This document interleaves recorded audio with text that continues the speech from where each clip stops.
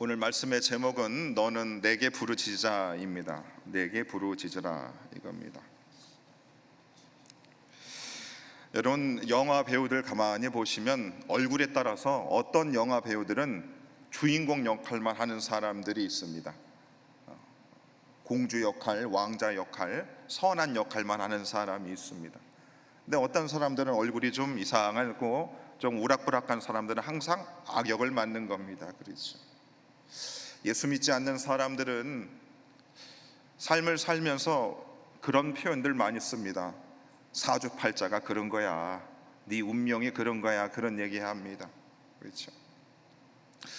예수 믿는 우리들도 가만히 보면 하나님이 우리들에게 부모를 주시고 내게 직업을 주시고 내가 대한민국에서 이만한 위치에서 이렇게 살게 하시는 것도 하나님의 이유가 있겠다. 교회에서 나를 목사 삼고 장로 삼고 권사 삼고 직분자 삼는 것도 교회에도 다 역할이 있지 않습니까? 하나님이 우리에게 그런 배역을 허락하신 것입니다. 우리가 한 번 살면 그래도 우리도 다 좀 주인공 하고 싶지 않습니까? 그렇죠. 주인공 역할 다 하고 싶습니다. 주목받는 그런 배역들 맡다가 인생 좀 사라지면 참 좋을 텐데 그러지가 않습니다. 선지자들 중에서도 보시면 모두가 다 하나님의 말씀을 전했던 사람들입니다. 근데 여러 선지자들이 있었지만 오늘 이 예레미야 선지자는 참 선지자들 중에서 굉장히 어려운 배역을 맡은 선지자가 되었습니다. 선지자면 성경에 보면 축복의 말씀도 있고 또 저주의 말씀도 있습니다. 그렇죠? 그래서 목사님들 중에서 어떤 목사님들은 축복의 말씀을 주로 전하시는 목사님들도 있습니다. 또 어떤 목사님들 보면 주로 회개에 대한 말씀을 전하시는 목사님들도 있습니다. 목사님들도 다 배역들이 이렇게 있습니다.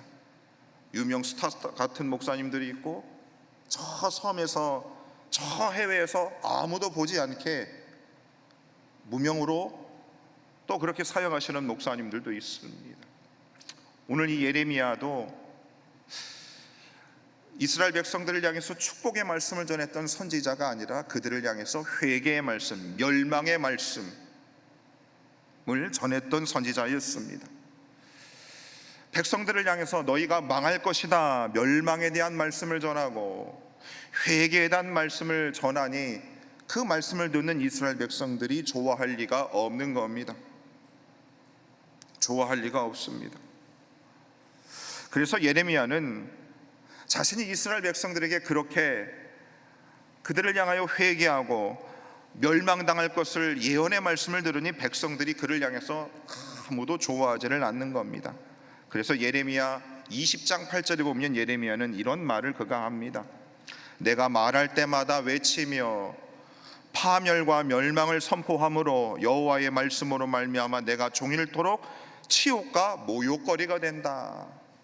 하나님의 선지자인데 예레미야, 하나님의 예레미야에게 주신 그의 인생의 배역은 뭐냐? 선지자로서 멸망과 파멸을 선포함으로 이스라엘 백성들에게 치욕과 모욕거리를 당하는 역할을 그가 담당하게 된 것입니다.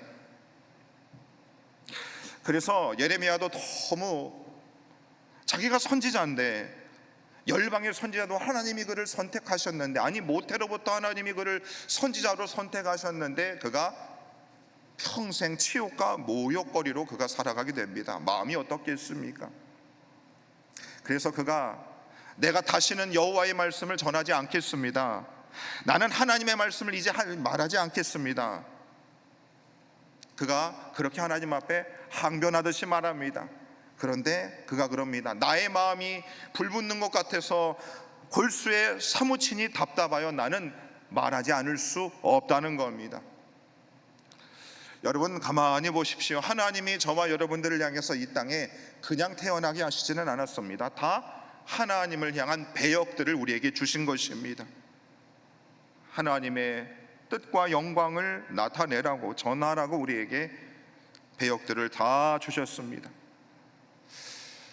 자, 오늘 본문의 말씀도 보면 예레미야가 어떤 상황에 있는가, 멸망과 파멸의 메시지를 선포하니 그가 시대 뜰에 갇혀 있다, 성경은 말씀하고 있습니다. 1절 말씀 한번 볼까요? 예레미야가 아직 시대 뜰에 갇혀 있을 때에 자, 하나님은 그를 열방의 선지자로 그를 부르셨는데 그는 지금 갇혀 있습니다. 감옥에 갇혀 있어요. 아무 일도 할 수가 없는 겁니다. 하나님, 나를 불러놓고서 왜 내게 아무 일도 못하게 하십니까? 왜 나의 손발을 묶어두십니까? 답답한 겁니다. 사도 바울도 하나님이 이는 이방인의 사도로 그를 불렀다고 그랬습니다. 그런데 사도 바울도 그런 고백을 하지 않았습니까? 내가 사방으로 우겨쌈을 당하는 일들을 그가 당한 것입니다. 매도 맞고 감옥에도 갇히고 고난을 많이 당했습니다. 손발을 묶어버리시는 하나님, 시대들에 갇혀있는 예레미야의 상황이 여러분 어떨 것 같습니까? 아무것도 하지 못하는 상황들이 있습니다. 오늘 우리 성도님들 이 자리에 앉아 계신 분들 치고 하나님 앞에 하나님의 음성 듣지 않은 분이 없을 것이고, 하나님을 위해서 내가 이런 일 하겠다 다짐하지 않으신 분 단 한 분도 없을 겁니다. 그렇죠? 하나님 앞에 쓰임받는 인생 되겠다고 여러분 분명히 다짐하셨을 것입니다. 노력하셨을 것입니다. 그렇죠? 그런데 하나님이 손발을 묶어버릴 때가 있습니다. 그렇죠? 하나님, 나보고 주님 일 하라고 내게 직분도 주시고 은혜도 주시고, 그리고 내가 그렇게 열심히 하는데 하나님 내 인생을 시대들에 갇혀있게 하시고 감옥에 갇혀있게 하시고 손발을 묶어버려서 아무것도 할 수 없게 하실 때가 있었습니다. 여러분 그런 경험 다 해보셨지요?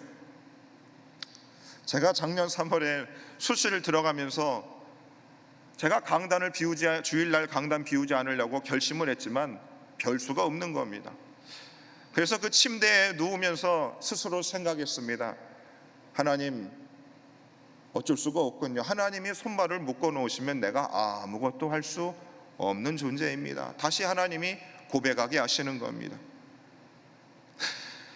예레미야도 그를 열방의 선지자도 하나님 부르시고서 아무 일도 하지 못하게 하는 그 상황에서 그는 어땠을까요? 마음이 어땠을 것 같습니까? 답답하지 않았겠습니까?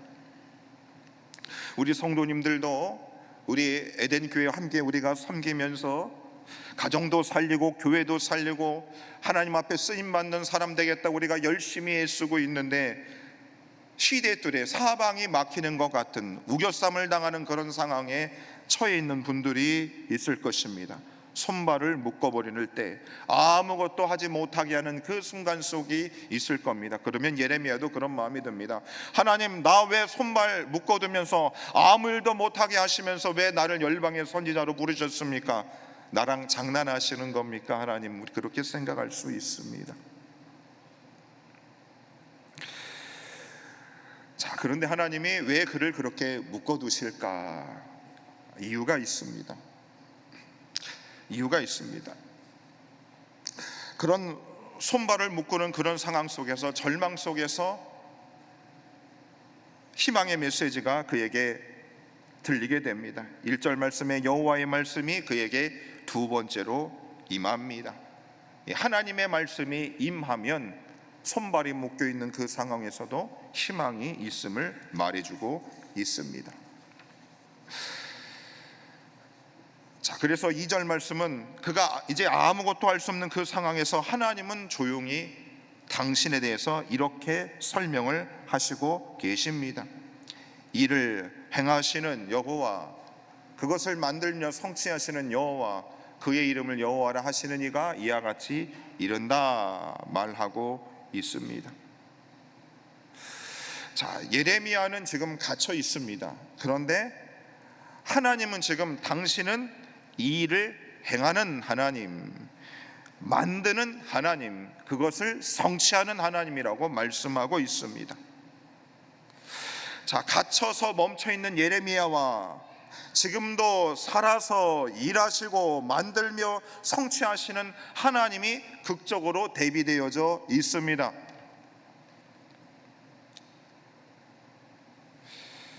요즘 제가 느끼는 마음이 뭐가 있냐면, 내가 할 수 있는 일이 많이 없다는 것을 많이 느낍니다. 내 능력으로는 내가 할 수 있는 일이 많이 없다는 한계를 절감합니다.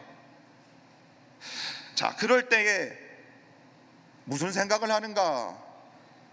누가 날 도와줄 사람이 있는가 둘러보지 않겠습니까? 도울 사람도 없습니다. 그때에 그럼 당연히 하나님을 생각하게 됩니다. 그때의 하나님, 예레미야도 아무것도 할 수 없는 그때의 하나님이 그때에 그에게, 하나님은 일을 행하시고 만들며 성취하는 하나님이심을 그에게 드러내고 계십니다. 자, 행하신다는 이 단어는 창조의 단어입니다.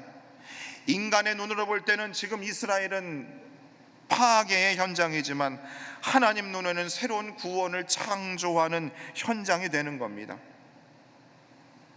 그리고 그것을 만드시는 하나님은 토기장이가 진흙을 정교하게 빚을 때에 쓰는 단어입니다. 이 만들다는 건 토기장이가 진흙으로 정교하게 빚을 때 쓰는 단어입니다.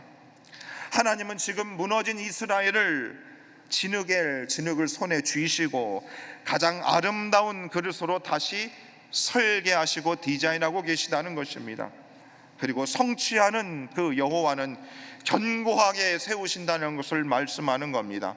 하나님의 프로젝트는 결코 중단됨이 없이 완전하게 반드시 완성된다는 것을 뜻하는 겁니다. 뭐나 하나님은 인간이 아무 걸 수 없는 그 순간에서도 하나님은 당신의 일을 계획하시고 그 일을 진행하시고 그 일을 완성하시는 하나님이 되신다는 겁니다.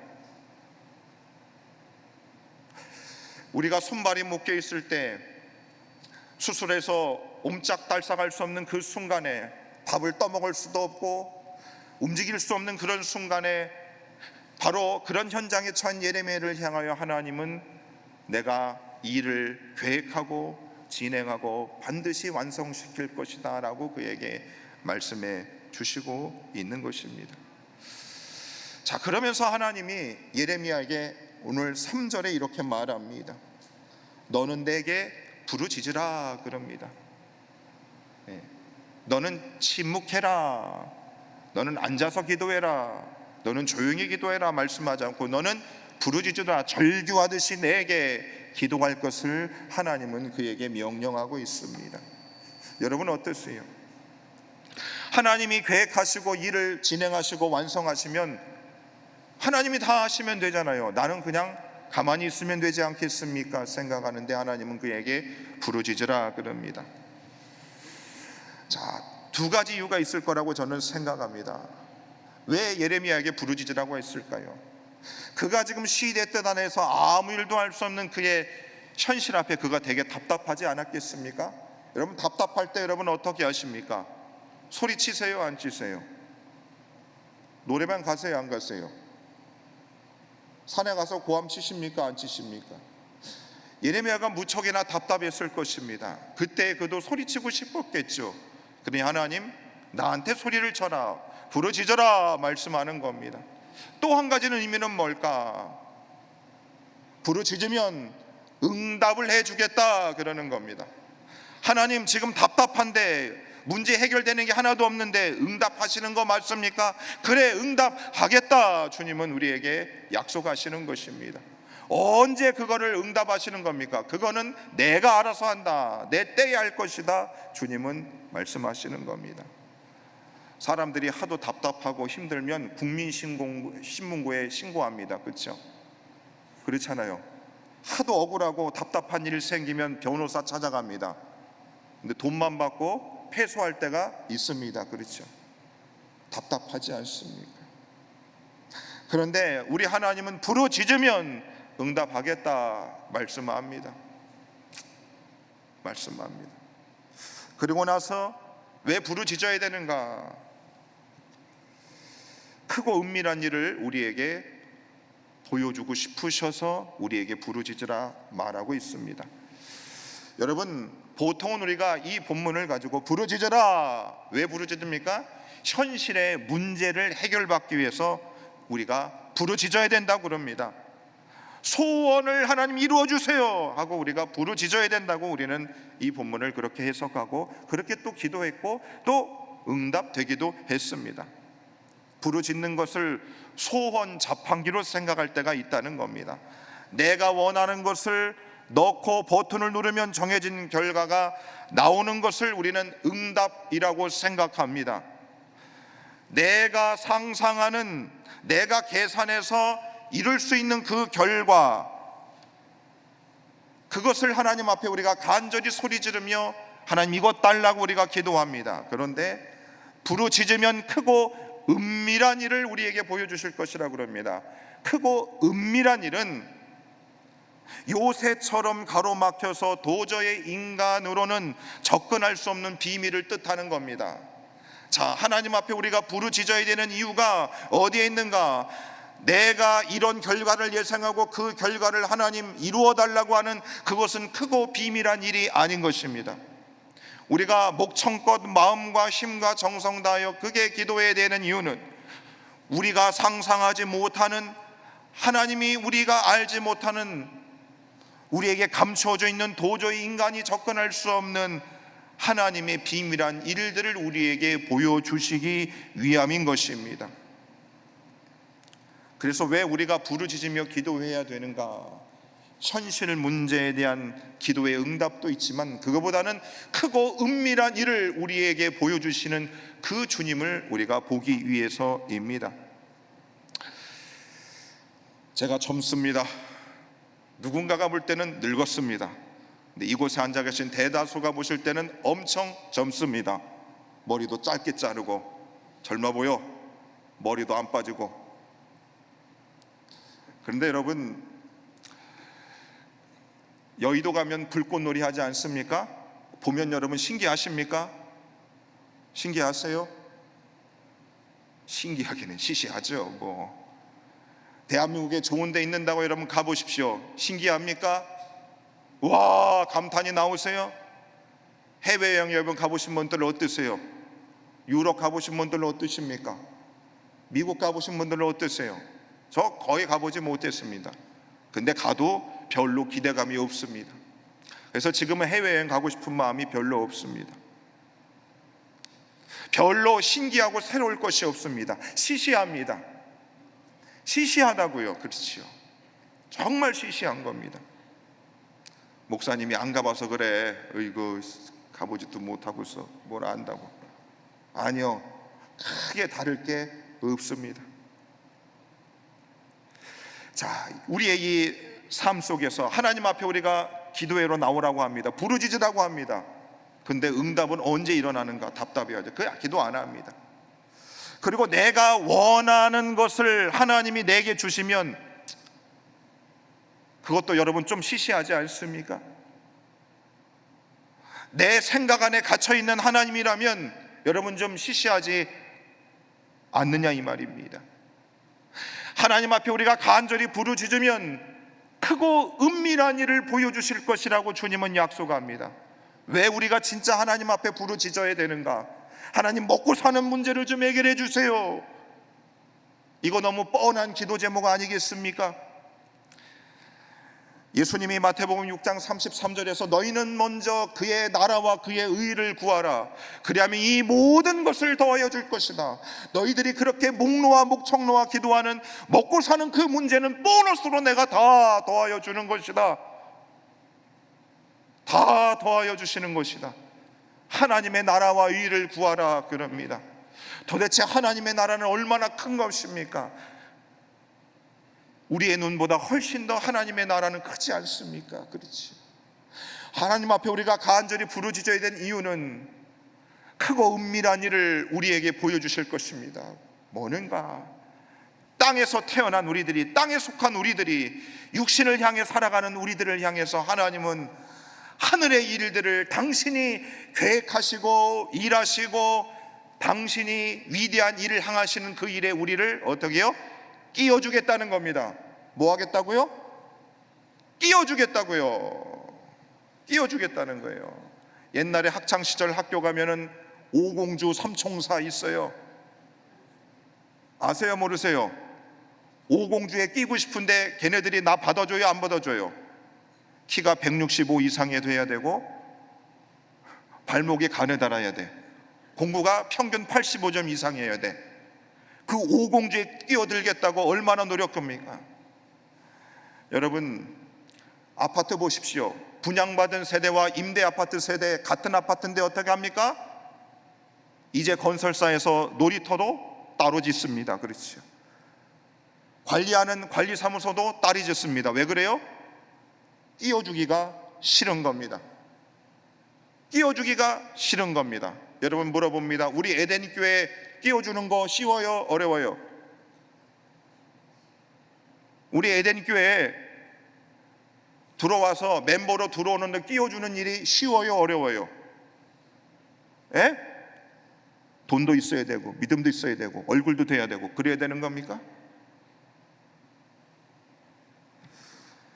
하나님이 보십시오. 이 땅에 많은 그리스도인들이 주여 먹고 사는 문제를 좀 해결해 줘. 중요하죠. 근데 하나님 나라 의를 구하면 보너스로 다 줄 것이라 했습니다. 그리고 크고 은밀한 일을 우리에게 보여주신다고 그랬습니다. 하나님이 끼워주겠다는 겁니다. 무슨 일이요? 이 땅에서 먹고 사는 문제를 우리가 얼마나 여러분 정신이 없습니까? 그렇죠? 맨날 그 타령이잖아요. 그렇죠? 그 타령입니다. 그걸 하지 말라는 게 아닙니다. 그게 하찮다는 것도 아닙니다. 그런데 하나님 앞에 간절히 부르짖으면 하나님이 하시는 위대한 일들, 크고 은밀한 일들을 우리에게 끼워주겠다는 겁니다. 하나님의 영광을 우리에게 보여주시다는 겁니다. 맨날 드라마 보고 웃고 떠들고 싸우는 거 이런 거 보고 그게 아니라 내가 상상하지 못할 하나님의 놀라운 일들 행하심을 우리의 눈으로 어떻게 보여주시는 것입니다. 보여주는 것입니다. 그래서 이 시간 하나님이 내게 부르짖으면 하나님이 그런 일들을 우리에게 보여주시겠다는 겁니다. 여러분, 교회 와서 무엇을 보겠습니까? 무엇을 보겠어요, 여러분? 제가 앞에서 춤을 추겠습니까? 쇼를 하겠습니까? 마술을 하겠습니까? 돈을 뿌리겠습니까? 우리가 이 시간 하나님 앞에 간절히 기도하면 우리의 먹고 사는 문제도 하나님 응답하실 것은 당연할 것이고, 하나님이 이 세상을 어떻게 구원하여 계시는가를 하나님이 우리에게 보여주실 것이고, 그 일에 동참하게 하시는 줄로 믿으시기를 바랍니다. 그래서 결국 저와 여러분들이 간절히 하나님 앞에 부르짖을 때에 하나님은 당신이 하는 그 일들을 우리에게 보여주시고 우리의 심장을 뛰게 하시며 내 생에 한 번도 보지 못한 놀라운 일들을 계속해서 보여주신다는 겁니다. 그것이 진짜 믿음 생활의 재미가 되는 것입니다.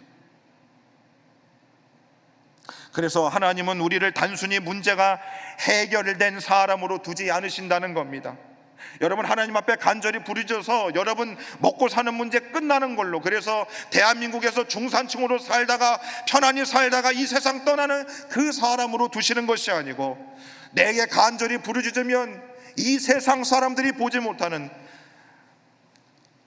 금 가지고 있고 다이아몬드를 가지고 있고 휘황찬란한 그 인간의 모습이 아닌 하나님이 영혼을 살려내시며 민족과 나라를 바꾸시며 하나님 찬양하는 놀라운 일들을 우리에게 보여주신다는 것입니다. 그 일에 우리를 동참시키신다는 것입니다.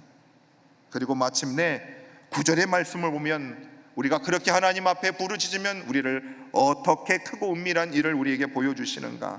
9절 말씀 한번 보겠습니다. 9절 보시면 이 성읍이 세계 열방 앞에서 나의 기쁜 이름이 될 것이며 찬송과 영광이 될 것이요, 그들은 내가 이 백성에게 베푼 모든 복을 들을 것이요, 내가 이 성읍에 베푼 모든 복과 모든 평안으로 말미암아 두려워하며 떨 것이다. 뭡니까?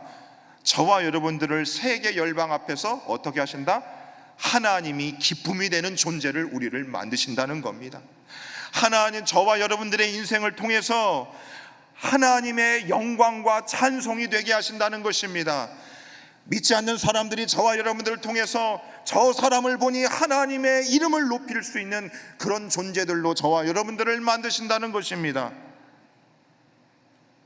하나님이 저 인생을 저렇게 영광스럽게 만드셨구나 라는 것을 하나님이 우리를 통하여서, 부르짖는 우리를 통하여 하나님이 그것을 세상 앞에 우리를 보여주시게 된다는 것입니다. 여러분, 사람들은 부귀영화를 성공이라고 말합니다. 하지만 하나님은 하나님의 이름이 나를 통해 기쁨이 되는 것이 성공이라고 부르시는 것입니다.